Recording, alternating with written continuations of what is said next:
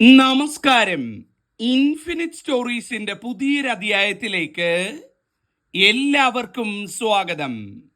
ലോകമെമ്പാടുമുള്ള ജ്യോതിഷ പണ്ഡിതരെല്ലാവരും ഉറ്റുനോക്കുന്ന മഹാശനിമാറ്റം നടക്കാൻ പോവുകയാണ്. വിധിയെപ്പോലും മാറ്റിയെഴുതുന്ന മഹാശനിമാറ്റമാണ് വരാൻ പോകുന്നത്. ഈ വരുന്ന മാർച്ച് 29 കൃത്യം മീനമാസം 15 കുംഭം രാശിയിൽ നിന്ന് മീനം രാശിയിലേക്കുള്ള ശനിയുടെ പകർച്ച നടക്കുകയാണ്. ഈ ഒരു ശനിപ്പകർച്ച ചില നക്ഷത്രക്കാരുടെ ജീവിതത്തിലും വലിയ സൗഭാഗ്യമായി, ശനിയുടെ അനുഗ്രഹമായി വന്നു ചേരാൻ പോവുകയാണ്. ഞാൻ പറഞ്ഞല്ലോ, ഒരേ സമയം ശിക്ഷിക്കുകയും അതേസമയം രക്ഷിക്കുകയും ചെയ്യുന്ന ദേവനാണ് ശനിദേവൻ എന്ന് പറയുന്നത്. ഈ ശനിപ്പകർച്ച കൊണ്ട് രക്ഷിക്കപ്പെടുന്ന, ജീവിതത്തിൽ രക്ഷപ്പെടാൻ പോകുന്ന 7 നാളുകാരുണ്ട്. ആ നാളുകാരെ പറ്റിയാണ് ഇന്ന് പറയാൻ പോകുന്നത്. നിങ്ങളുടെ വീട്ടിൽ ഈ നക്ഷത്രത്തിൽ ജനിച്ച ഒരാളെങ്കിലും ഉണ്ടെങ്കിൽ നിങ്ങളുടെ വീട് രക്ഷപ്പെട്ടു എന്ന് പറയാം. ആ കുടുംബത്തെ തേടി മഹാസൗഭാഗ്യം വരാൻ പോവുകയാണ്. അപ്പൊ ഇന്ന് പറയാൻ പോകുന്നത് വിധിയെപ്പോലും മാറ്റി എഴുതി ജീവിതത്തിൽ രക്ഷപ്പെടാൻ പോകുന്ന ആ നക്ഷത്രക്കാർ ആരൊക്കെയാണ് എന്നുള്ളതാണ്. ഒന്നൊന്നായിട്ട് പറയാം, കേട്ടുകൊള്ളൂ.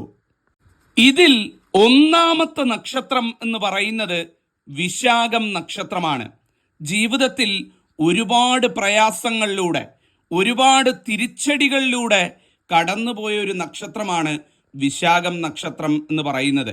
ചുറ്റുമുള്ളവരുടെ പരിഹാസവും കുറ്റപ്പെടുത്തലുകളും ഒക്കെ കേൾക്കേണ്ടി വന്ന ദിവസങ്ങളിലൂടെയാണ് വിശാഖം കടന്നുപോയിക്കൊണ്ടിരുന്നത്. ആ വിശാഖംകാരെ തേടി ഈ മാർച്ച് 29 കഴിയുമ്പോൾ മഹാഭാഗ്യം വന്നു ചേരാൻ പോവുകയാണ്. സാക്ഷാൽ ശനിദേവന്റെ അനുഗ്രഹത്താൽ ശനിയുടെ ഈ പകർച്ചയിൽ ഏറ്റവും കൂടുതൽ നേട്ടം കൊയ്യുന്ന, രാജയോഗ തുല്യമായിട്ടുള്ള അനുഭവങ്ങൾ നേടിയെടുക്കാൻ പോകുന്ന നക്ഷത്രമായി വിശാഖം നക്ഷത്രം മാറുന്നതാണ്. ഒത്തിരി അനുഭവിച്ചു കേട്ടോ. ഒരുപാട് സങ്കടങ്ങൾ വിശാഖംകാരോട് ചോദിച്ചു കഴിഞ്ഞാൽ പറയാനുണ്ട്. സങ്കടങ്ങളൊക്കെ വന്നപ്പോഴും ഈശ്വരനെ മുറുകെ പിടിച്ചുകൊണ്ട്, ഒരിക്കലും ഈശ്വരനെ കൈവിട്ട ഒരു വാക്കോ ഈശ്വരനെ നിരക്കാത്തതായിട്ട് ഒരു പ്രവൃത്തിയോ ചെയ്തിട്ടില്ല. ഈശ്വരനെ മനസ്സിലിരുത്തി ഓരോ നിമിഷവും പ്രാർത്ഥിച്ചിട്ടേ ഉള്ളൂ. ആ ഈശ്വരനെ വിളിച്ചതിൻ്റെ ഫലം വിശാഖംകാർക്ക് കിട്ടുമെന്നാണ് കാണുന്നത്. ശനിദേവൻ ഇതെല്ലാം കുറിച്ചു വെച്ച് അതിൻ്റെ കർമ്മഫലമായിട്ട്, ആ ഈശ്വരനെ വിളിച്ചതിൻ്റെ ഫലമായിട്ട്, ഓരോ പതർച്ചയിലും ഭഗവാനെ കൈവിടാതെ വിശ്വസിച്ചു പോയതിൻ്റെ ഫലമായിട്ട് അനുഗ്രഹം നൽകുമെന്നാണ് കാണാൻ സാധിച്ചത്. ജീവിതത്തിലെ തിരിച്ചടികളും സങ്കടങ്ങളും ചുറ്റുമുള്ളവരുടെ പുച്ഛവും പരിഹാസവും ഇതിൽ നിന്നൊക്കെ മോചനം കിട്ടി. ഇവരുള്ള വീടിന് തന്നെ ഇവരൈശ്വര്യമായി തീരുന്ന ദിവസങ്ങളാണ് വന്നു ചേരാൻ പോകുന്നത്. വലിയ ഉയർച്ചകൾ വരും കേട്ടോ. തൊഴിൽ സംബന്ധമായിട്ട്, ഇവരേർപ്പെടുന്ന കർമ്മ മേഖല സംബന്ധമായിട്ട്, ധനപരമായിട്ട് ഒക്കെ ഒരുപാട് നേട്ടവും ഉയർച്ചയും സാമ്പത്തിക മെച്ചവും ഒക്കെ നേടിയെടുക്കുന്ന, തൊട്ടതൊക്കെ പൊന്നാക്കി തീർക്കും വിശാഖം നക്ഷത്രം എന്ന് പറയുന്നത്. എൻ്റെ നാവ് പൊന്നായിത്തീരും, കുറിച്ചു വെച്ചുകൊള്ളൂ. ജീവിതത്തിലെ സങ്കടം അവസാനിക്കുകയാണ് വിശാഖം നക്ഷത്രത്തിന്. രണ്ടാമത്തെ നക്ഷത്രം എന്ന് പറയുന്നത് രോഹിണി നക്ഷത്രമാണ്. രോഹിണിക്കാരുടെ ജീവിതം കഴിഞ്ഞ കുറേ വർഷങ്ങൾ എടുത്തു നോക്കിക്കഴിഞ്ഞാൽ കഷ്ടപ്പാടും ദുരിതവും ഒഴിഞ്ഞ് കാലമില്ലായിരുന്നു എന്നുള്ളതാണ്. ഒരുപാട് അനുഭവിച്ചു. ഒന്ന് തീരുമ്പം ഒന്ന് എന്ന് പറഞ്ഞ് വന്നുകൊണ്ടിരിക്കുകയായിരുന്നു പ്രശ്നങ്ങൾ. ഒരെണ്ണം കഴിയുമ്പം വിചാരിക്കും, ദൈവമേ എല്ലാം കെട്ടടങ്ങിയല്ലോ, ഇനി ഒന്ന് സമാധാനമായിട്ട് ജീവിക്കണമെന്ന് വിചാരിക്കും. അപ്പം ദാ വരുന്നു അതിനേക്കാൾ വലുത് എന്നുള്ള രീതിയിലായിരുന്നു ഇവരുടെ ജീവിതത്തിലേക്ക് പ്രശ്നങ്ങളും ദുഃഖങ്ങളും രോഹിണിക്കാർക്ക് വന്നുകൊണ്ടിരുന്നത്. ആ ദുഃഖങ്ങളും ദുരിതങ്ങളും ഒക്കെ ജഗദീശ്വരൻ കാണുന്നുണ്ടായിരുന്നു. അതിൻ്റെ അനുഗ്രഹമാണ് ശനിയുടെ ഈ പകർച്ചയിലൂടെ ഇവർക്ക് കിട്ടാൻ പോകുന്നത്. നിങ്ങളുടെ വീട്ടിൽ ഒരു രോഹിണി നക്ഷത്രക്കാരനോ രോഹിണി നക്ഷത്രക്കാരിയോ ഉണ്ട് എന്നുണ്ടെങ്കിൽ എഴുതി വെച്ചോളൂ. അച്ചിട്ടായിട്ട് പറയുകയാണ്, ആ വീടിൻ്റെ ഉയർച്ച ദാ ഈ മാർച്ച് 29 തുടങ്ങാൻ പോവുകയാണ്. ചെയ്തുകൊണ്ടിരിക്കുന്ന കാര്യങ്ങൾ 100 മനസ്സോടുകൂടി ഈശ്വരനെ വിചാരിച്ച് മുന്നോട്ട് പോയി ചെയ്തുകൊള്ളൂ. നല്ലതേ വരുള്ളൂ. എൻ്റെ നാവ് പൊന്നാകും, നല്ലതേ വരുള്ളൂ. നന്നായി വരാൻ പോവുകയാണ്. തൊട്ടതൊക്കെ പൊന്നാക്കി തീർക്കും രോഹിണി നക്ഷത്രം എന്നുള്ളതാണ്. എന്ത് മനപ്രയാസം ഉണ്ടെങ്കിലും ഭഗവാനോട്, ശനി ഭഗവാനോട് മനസ്സിൽ പ്രാർത്ഥിച്ചോളൂ. നിങ്ങളുടെ എല്ലാ ആഗ്രഹവും എല്ലാ സങ്കടവും തീർത്ത് ഭഗവാൻ നിങ്ങൾക്ക് സർവം മംഗളമാക്കി തരുന്നതായിരിക്കും. അതാണ് രോഹിണി നക്ഷത്രത്തിൻ്റെ ഫലം. മൂന്നാമത്തെ നക്ഷത്രം എന്ന് പറയുന്നത് പൂയം നക്ഷത്രമാണ്. പൂയങ്കാരെ തേടി മഹാരാജയോഗമാണ് വരാൻ പോകുന്നത്. എഴുതി വെച്ചുകൊള്ളൂ, ഞാൻ ഈ പറയുന്നത് നിങ്ങൾ എഴുതി വെച്ചുകൊള്ളൂ. വരുന്ന ഒരു വർഷത്തിനിടയ്ക്ക് ഇവരുടെ ജീവിതത്തിൽ മഹാരാജയോഗ തുല്യമായിട്ടുള്ള അനുഗ്രഹങ്ങൾ ശനിപ്രീതിയാൽ വന്നു ചേരുമെന്നാണ് കാണാൻ സാധിക്കുന്നത്. ശനി ഭഗവാൻ ഏറ്റവും കൂടുതൽ പ്രസാദിച്ചു നിൽക്കുന്ന നക്ഷത്രമാണ് പൂയം നക്ഷത്രം എന്ന് പറയുന്നത്. ഒരു പൂയങ്കാര് നിങ്ങളുടെ വീട്ടിലുണ്ട് എന്നുണ്ടെങ്കിൽ നിങ്ങളുടെ വീട് തന്നെ ഉയർച്ചയുടെ കൊടുമുടി കയറുന്നതാണ്. ഇന്ന് വരെ കണ്ടിട്ടില്ലാത്ത രീതിയിൽ ചില ഭാഗ്യ അനുഭവങ്ങൾ ജീവിതത്തിന് ഉതകുന്ന രീതിയിൽ, ജീവിതത്തിൽ സന്തോഷവും സമാധാനവും സുഖവും വർദ്ധിപ്പിക്കുന്ന രീതിയിൽ വന്നു ചേരുന്നതായിരിക്കും. ഈശ്വരാധീനം വേണ്ടുവോളമുള്ള നക്ഷത്രമാണ് പൂയങ്കാരെന്ന് പറയുന്നത്. നിങ്ങളുടെ പ്രാർത്ഥന വിഫലമാകില്ല, ഭഗവാൻ അത് കേട്ടിരിക്കുന്നു. ശനിയിലൂടെ നിങ്ങൾക്ക് എല്ലാ രീതിയിലുമുള്ള അനുഗ്രഹം ഈ മാർച്ച് 29 വരും. എന്താഗ്രഹം ഉണ്ടെങ്കിലും മനസ്സിൽ ഇപ്പോൾ തന്നെ പ്രാർത്ഥിച്ചോളൂ.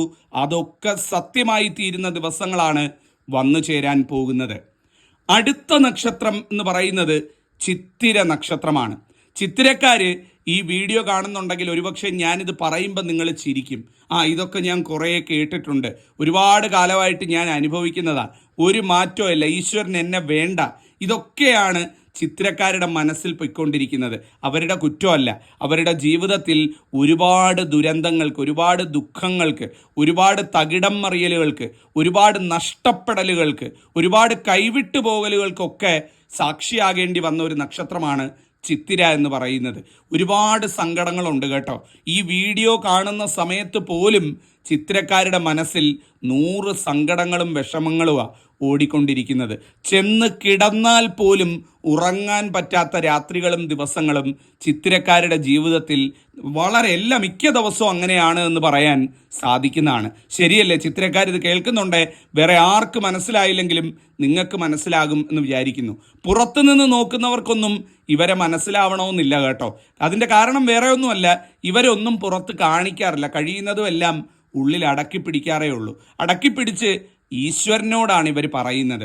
ഇവർ പറഞ്ഞത് ഭഗവാൻ കേട്ടു എന്ന് പറയാം. ഭഗവാന്റെ ആ ഒരു അനുഗ്രഹം ശനിയിലൂടെ ഇവർക്ക് വന്നു ചേരാൻ പോവുകയാണ്. ചിത്തിര നക്ഷത്രക്കാർ വീട്ടിലുണ്ട് എന്നുണ്ടെങ്കിൽ വിധിയെപ്പോലും തിരുത്തിക്കൊണ്ട് ഇവരുടെ ജീവിതത്തിൽ മഹാത്ഭുതങ്ങൾ ഈ മാർച്ച് 29 ശേഷമുള്ള കാലം വരുമെന്നാണ് കാണുന്നത്. ജീവിതത്തിലെ ഏറ്റവും കൂടുതൽ ഉയർച്ച കിട്ടുന്ന കാലമായി ചിത്തിരയ്ക്ക് ഈ ഒരു കാലം മാറുന്നതുമായിരിക്കും. അപ്പം ചിത്തിരക്കാർ വീട്ടിലുണ്ടെങ്കിൽ ഇത് അവരോട് പറഞ്ഞോളൂ, അറിഞ്ഞിരിക്കേണ്ടതാണ്. അടുത്ത നക്ഷത്രം എന്ന് പറയുന്നത് പുണർദം നക്ഷത്രമാണ്. പുണർദങ്കാരെ സംബന്ധിച്ചിടത്തോളം ജീവിതത്തിൽ ഒരുപാട് തിരിച്ചടികളിലൂടെയാണ് പുണർദങ്കാര് കടന്നുപോയിക്കൊണ്ടിരിക്കുന്നത്. അതായത് പ്രതീക്ഷിച്ചതുപോലെ ഒന്നുമല്ല, അല്ലെങ്കിൽ ആഗ്രഹിച്ചതുപോലെ ഒന്നുമല്ല ഇവരുടെ ജീവിതം പൊയ്ക്കൊണ്ടിരിക്കുന്നത്. ആഗ്രഹിച്ചത് ഇത്, നടന്നത് വേറൊന്ന് എന്നുള്ള രീതിയിലാണ് ഇവരുടെ ജീവിതത്തിൽ കഴിഞ്ഞ കുറേ വർഷങ്ങളായിട്ട്, ഒരുപാട് വർഷങ്ങളായിട്ട് ജീവിതം പൊയ്ക്കൊണ്ടിരിക്കുന്നത്. പല കാര്യങ്ങളും ജീവിതത്തിൽ ആഗ്രഹിച്ചതൊക്കെ നഷ്ടപ്പെട്ടു പോയിട്ടുണ്ട് കേട്ടോ പുണർദങ്കാർക്ക്. ഒട്ടുമിക്ക 90% പുണർദങ്കാർക്കും ആഗ്രഹിച്ചത്, സ്വപ്നം കണ്ടത് പലതും ഇവരുടെ ജീവിതത്തിൽ ഇവരുടെ കൈക്കുമ്പിളിൽ നിന്ന് നഷ്ടപ്പെട്ടു പോയിട്ടുണ്ട്. സ്വപ്നം കണ്ടതൊന്ന്, ജീവിതത്തിൽ നടന്നതൊന്ന് എന്ന് കരുതി വിധിയെ പഴിച്ചുകൊണ്ട് ജീവിക്കുന്നവരാണ് ഈ പുണർദങ്കാരെന്ന് പറയുന്നത്. അവരുടെ ജീവിതത്തിലേക്ക് വിധിയെ മാറ്റി എഴുതി സ്വപ്നം കണ്ടതും ആഗ്രഹിച്ചതുമൊക്കെ കൈവെള്ളയിൽ വെച്ചു കൊടുക്കാനായി സാക്ഷാൽ ശനി ഭഗവാന്റെ അനുഗ്രഹം എത്തുന്ന കാലമാണ് വന്നു ചേരാൻ പോകുന്നത്. എഴുതി വെച്ചുകൊള്ളൂ, ശനിമാറ്റം ഈ നടക്കുന്നതോടുകൂടി പുണർദങ്കാരുടെ ജീവിതത്തിൽ വലിയ ചില സ്വപ്ന സാക്ഷാത്കാരങ്ങൾ നടക്കാൻ പോവുകയാണ്. എന്താണ് സ്വപ്ന സാക്ഷാത്കാരം? ഒരുപാട് കാലമായിട്ട് ആഗ്രഹിച്ചത്, നഷ്ടപ്പെട്ടു പോയി എന്ന് ആഗ്രഹിച്ചിട്ട് കരുതിയത്, അതൊക്കെ ഇവർക്ക് തിരിച്ചു വരാൻ പോവുകയാണ്. സ്വപ്നങ്ങൾ പൂവണിയാൻ പോവുകയാണ്. ജീവിതം രക്ഷപ്പെടാൻ പോവുകയാണ് എല്ലാ ഐശ്വര്യം കൊണ്ടും പുണർദംകാർക്ക് എന്ന് പറയുന്നത്. വീട്ടിൽ പുണർദംകാരുണ്ടെങ്കിൽ ഇത് അവരോട് പറയണം. ആഗ്രഹിച്ചതൊക്കെ നിങ്ങളെ തേടി വരുന്ന കാലമാണ് വന്നു ചേരാൻ പോകുന്നത്. അടുത്ത നക്ഷത്രം എന്ന് പറയുന്നത് മകം നക്ഷത്രമാണ്. മകം നക്ഷത്രക്കാരെ പറ്റി പറയുമ്പം കണ്ണീര് വറ്റാത്ത ജീവിതമായിരുന്നു കഴിഞ്ഞ ഒരു 3-4 വർഷമായിട്ട് ഇവർക്ക് പോയിക്കൊണ്ടിരുന്നത്. എന്താണ് കണ്ണീര് വറ്റാത്തത്? എന്നും ദുഃഖവും സങ്കടവും മാത്രം. എല്ലാം ഉണ്ടെങ്കിലും മനസ്സമാധാനമില്ലാത്ത അവസ്ഥ. മനസ്സമാധാനമില്ലാതെ എല്ലാം ഉണ്ടെന്ന് പറഞ്ഞിട്ട് കാര്യമുണ്ടോ? എല്ലാം ഉണ്ട്, എല്ലാം സമ്പൽ സമൃദ്ധമാണെന്നൊക്കെ പുറത്തുനിന്ന് നോക്കിയാൽ തോന്നും. പക്ഷേ മനസ്സമാധാനക്കേടൊഴിഞ്ഞ ദിവസങ്ങളില്ല, സങ്കടം വിട്ടൊഴിഞ്ഞ ദിവസങ്ങളില്ല. ആ രീതിയിലായിരുന്നു മകം നക്ഷത്രക്കാരുടെ പോക്ക് എന്ന് പറയുന്നത്. ജീവിതത്തിൽ ഒരുപാട് പ്രതിസന്ധികൾ, ഒരുപാട് തടസ്സങ്ങൾ, പല കാര്യങ്ങൾക്കും ഇറങ്ങിത്തിരിച്ചിട്ട് അത് നടക്കാതെ വരുന്ന അവസ്ഥ, മുടങ്ങിപ്പോകുന്ന അവസ്ഥ, പല കാര്യങ്ങളും സ്വപ്നം കണ്ടിട്ട് അതിൻ്റെ അടുത്ത് പോലും എത്താൻ പറ്റാതെ, ഒരു ചെറുവിരൽ പോലും അനക്കാൻ പറ്റാത്ത ഒരവസ്ഥ. ഇതിലെല്ലാത്തിലും ഉപരി ശത്രുദോഷം വേറെയും, ശത്രുക്കളെ കൊണ്ടുള്ള ഉപദ്രവം വേണ്ടുവോളവുമുണ്ട്. അങ്ങനെ ഒരു അവസ്ഥയിലൂടെയാണ് മകൻകാർ കടന്നു പൊയ്ക്കൊണ്ടിരുന്നത്, ഇപ്പം പൊയ്ക്കൊണ്ടിരിക്കുന്നത്. ശരിയല്ലേ? മകൻകാരുണ്ടെങ്കിൽ നിങ്ങൾക്കത് മനസ്സിലാകും. നിങ്ങളുടെ ജീവിതത്തിൽ ഒരുപാട് പ്രതീക്ഷ നൽകിക്കൊണ്ടാണ് ഈ മാർച്ച് 29 ശനിമാറ്റം കടന്നു വരുന്നത്.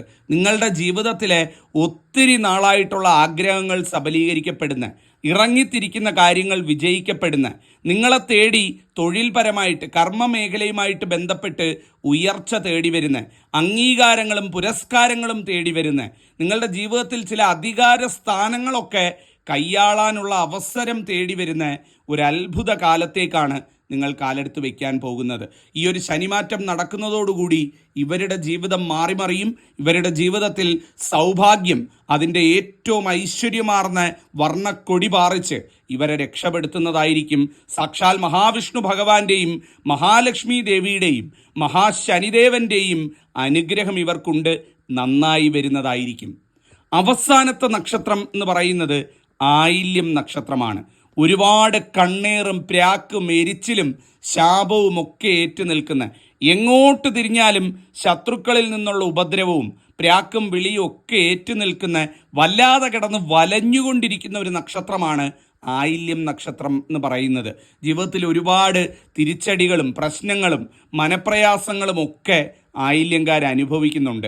ആയില്യംകാരുടെ സങ്കടം അവർക്ക് മാത്രമേ അറിയുള്ളൂ. ആയില്യംകാരോട് ചോദിച്ചാൽ പറയും, മനസ്സിങ്ങനെ കലങ്ങി മറിഞ്ഞു നിൽക്കുകയാണ്. എന്ത് ചെയ്യണം? എന്ത് ചെയ്താൽ ശരിയാകും? ഇത് ചെയ്താൽ കുഴപ്പമാകുമോ? ഇത് ശരിയാണോ? ഇത് തെറ്റാണോ? എന്നിങ്ങനെ 100 ചിന്തകളാണ് ആയില്യംകാരുടെ മനസ്സിലൂടെ പൊയ്ക്കൊണ്ടിരിക്കുന്നത്. അതിൻ്റെ കൂടെ ശത്രുദോഷം വേറെയും, ശത്രുക്കളെ കൊണ്ടുള്ള ഉപദ്രവം, ശത്രുക്കളെ കൊണ്ടുള്ള പല രീതിയിലുള്ള മനപ്രയാസങ്ങൾ, പ്രാക്ക് വിളി, ഇതെല്ലാം വേണ്ടുവോളമുണ്ട്. വല്ലാതെ കലങ്ങി മറിഞ്ഞ് ഈശ്വര എന്ത് ചെയ്യും എന്ന് വിചാരിച്ചു പോകുന്ന ഒരവസ്ഥയിലാണ് ആയില്യം നക്ഷത്രം.